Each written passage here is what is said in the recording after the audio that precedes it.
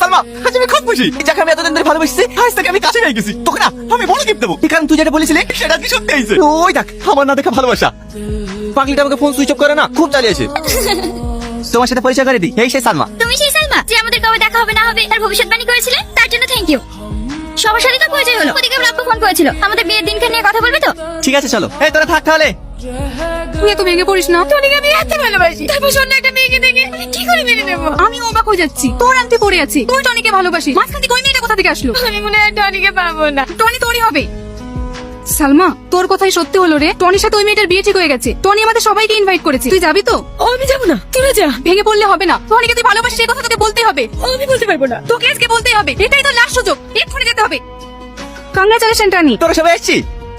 তোকে তো আজ বিশাল হ্যাপি লাগছে রে, তুই ঠিকই ধরেছিস। আমার হ্যাপি থাকার কারণ হচ্ছে এই যে আমার জীবনে অনেক সুখ এনে দিয়েছে।